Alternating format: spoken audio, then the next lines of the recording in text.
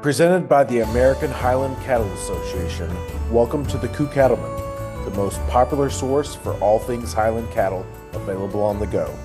I'm your host, Seth King. All right, I'm sitting down with Tristin Carmack of TC Highlands out of Kentucky, and we're at the National Western Stock Show. And Tristin has had a very big day already, and she's been very kind with her time and her willingness to sit down with me and let me kind of pick her brain a little bit. So, Tristin, today we're going to kind of focus on the junior experience, especially here at the stock show, because it is our national show and sale. So, as we were talking about before, it's kind of the top tier, I think is what you said, right? So, Tristin, if you don't mind, introduce yourself to the listeners and the watchers, and kind of tell us about yourself and what you guys are doing with your Highland cattle. Okay, perfect. My name is Tristin Carmack. I'm from Kentucky. I'm 19 years old, so my family and I have only been the Highland breed for about 6 years.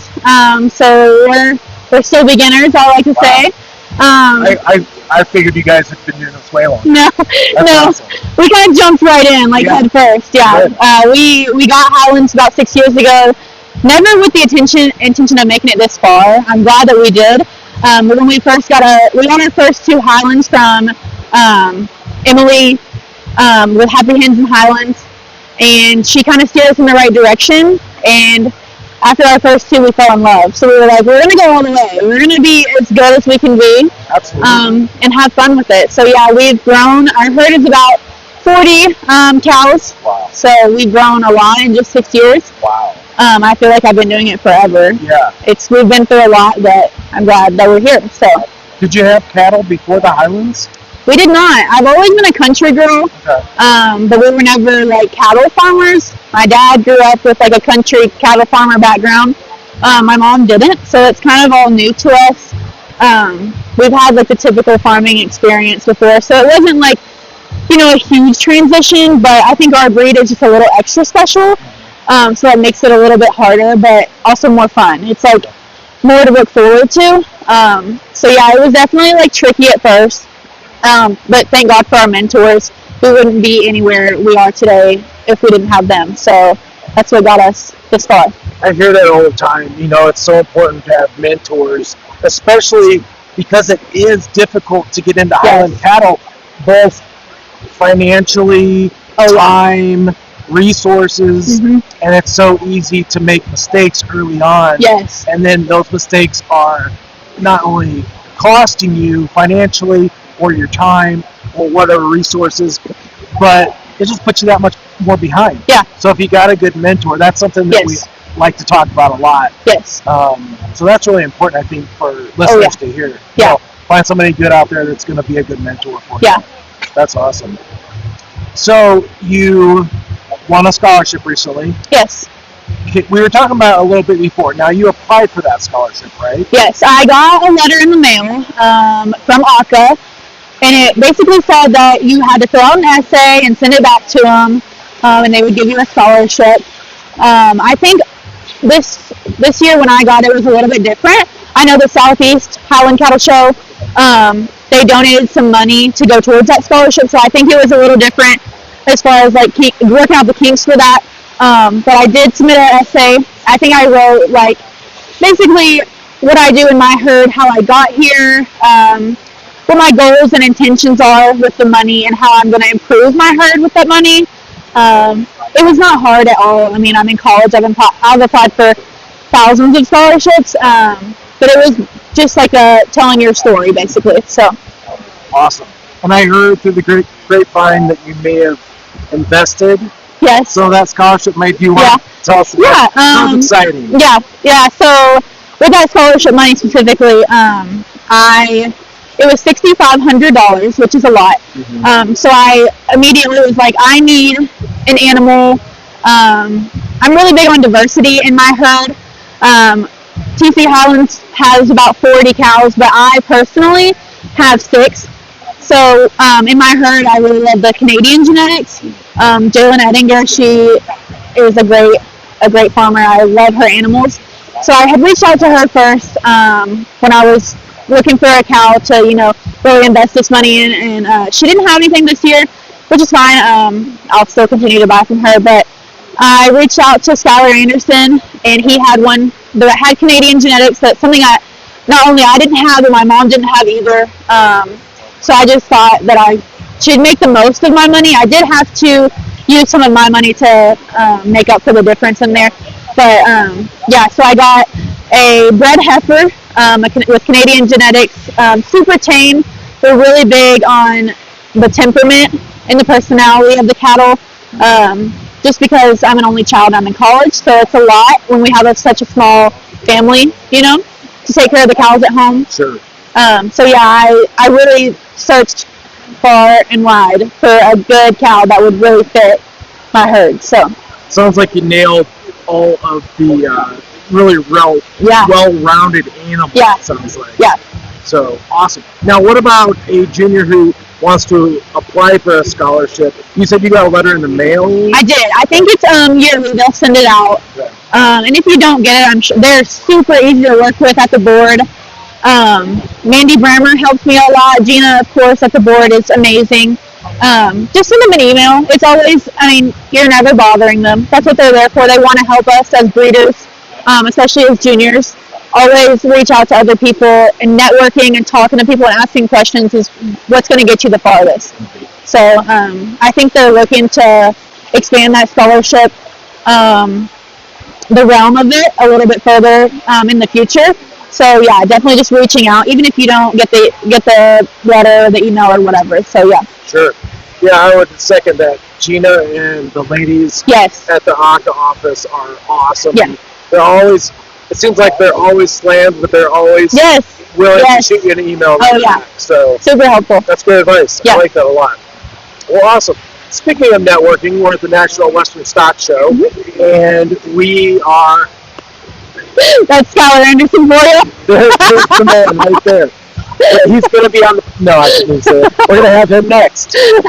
Good luck. Yeah, I know, right?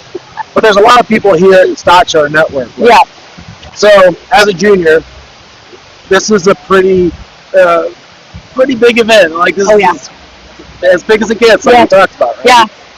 So, as a junior, if there's a junior out there that is just getting started, maybe they don't even have an animal yet that they would show, what's some advice that you would give to them if they want to get into the show world or just get into Highlands in general? Is there anything? Yeah.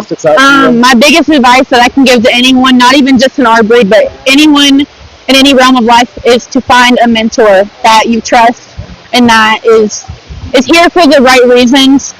There's a lot of people that, may win all the shows, and I don't know if I can even say all this, but the top dogs aren't always the best people, if that makes sense. You need to find a mentor that, has been in it for a long time, who knows what they're talking about, who has quality animals, who cares for the breed. That's the biggest thing. You want to find mentors that are genuinely invested in their not just the banners that they get. Sure. It's not always about the banners. It's a piece of ribbon at the end of the day. We take pride in our animals back home more than our banners that we're going to win today. So the mentors, I would not be anywhere if it wasn't for them. That's the biggest thing. We always try to, I still consider us a new breeder. We haven't been in this that long. We're out there, we do compete very well, but we still have so much to learn.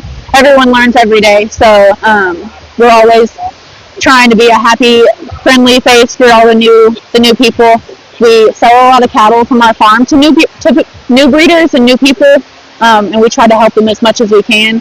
There is a lot of competition, especially when you're showing, and it seems like everyone's cutthroat and out to get everyone, but at the end of the day, we're here because we want to win, because we want to advertise for our farm, and we want to get those diverse genetics and do what's best for our cattle back at home. So everyone's here for, the same thing. So, you just need to find those mentors who are going to help you and lead you through that. So. Excellent. That's really good advice. And maybe even if a junior or someone of that age doesn't have their own animal, maybe finding that mentor. Yes. They could even learn maybe some showman skills. Yeah. And maybe get a chance to show an animal at a county fair, state fair, something like that. Yeah. So there are ways to get in even if you don't have an animal yet. I learned a lot. Probably my most memorable show, even up to this year, is the Southeast. It's such a family-friendly show, and it's so large. There's always people who are needing juniors or younger people to show their animals for them. And even if you don't know all the things, it's good to get out there and practice. You'll never learn if you don't make mistakes. Skylar Anderson, again, one of the first times I ever showed at the Southeast, he handed me his bull, and we didn't even have a bull on our own farm. I was like, I'll do it. Whatever you want me to do, I'll do it. And I went in there and I did my best. That's all you can do. The bull was fine. It was fine. And I came out and Skylar was like, you did that wrong. You did that wrong. And he ripped me a new one. And I learned. I never did it again. And now I compete with all the other senior showmen. I don't know as much as them, and I didn't win Grand Showman today, but you have to learn from your mistakes. That's the biggest thing. You can't be afraid to fail. Absolutely. And what a good example of a mentor who's going to hand you an animal who they know is going to act right in the ring and not outside of the ring. They're going to give you that opportunity. Maybe it's scary, but they're going to give you that opportunity. They have to push you out of your comfort zone for sure. Push you out there. Yes. But then also, they're giving you that feedback when you're done. Yes. Like, you did this wrong, you did that wrong, but you still had the opportunity. Yes. I'm sure there were still things that he said that you did right. Yeah. But things you can work on. Yeah. So finding someone like that's probably vital to for sure. Learning the ropes of showmanship and just handling it. Yeah. Constructive criticism is the best thing for you. Absolutely. Even today, I came out of the show ring after showmanship, and I asked Matt, and I was like, what did I do wrong? And he was like, no, you did good. And I was like, no, I didn't win. What did I do wrong? What could I improve on? Like, I know I do this all the time. I know I did okay, but I didn't win. So what can I improve on? What do I need to do better? Sure. And so I like to be, I love constructive criticism. It's what gets me through. So. Yeah. And what a great stance to have, to always be looking for that feedback. Yeah. Because that's how we do learn and grow. And I think we forgot to introduce. Oh yes, she made me out of frame a little bit. Yeah. Who's this? This is TC Nafili. With the help of Jake Larson, we artificially inseminated her mother that we own back at the house to Zeus of Swains. And we had this beautiful young lady, and we raised her out, and Matthew Cross was like, yes, I want her on my show string.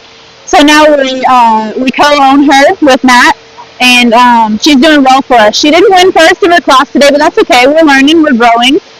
She's still young. She's not in the senior heifer class, so it's not a super big deal. She's an angel. We love showing her. She enjoys it too. We take her out there, and she knows. She's like, okay, I need to do my job, and it's cool to see. So we really enjoy her.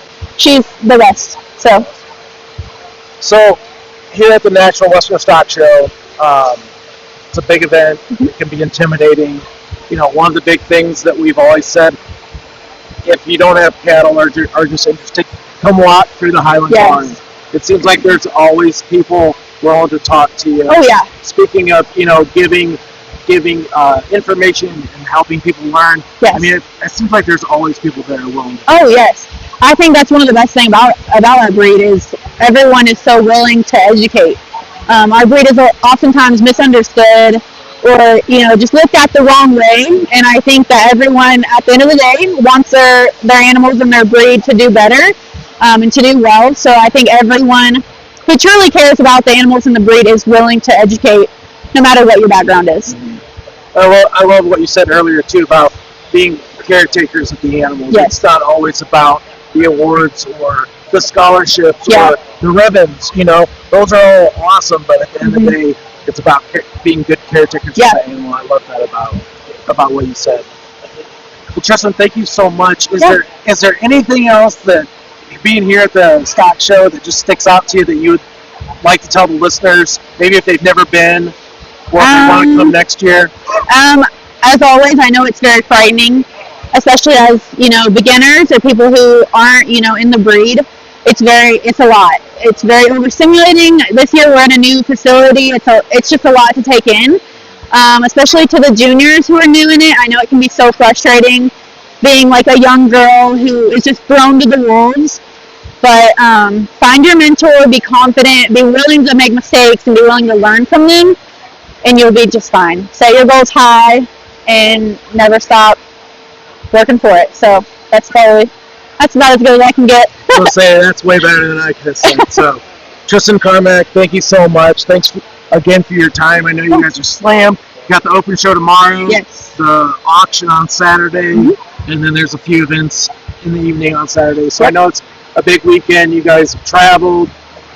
You got animals to take care of. So just thank you so much for sitting down with us. I know it's not always easy to do that, especially being on something like this. Yeah. It's not always the easiest thing. Thanks for having me on. You did an awesome job. And probably next year you're going to take over as host. Yeah. Okay. Be looking for me. Good. Well, thanks, Tristin. You're welcome. All right. Thanks for listening to this month's episode.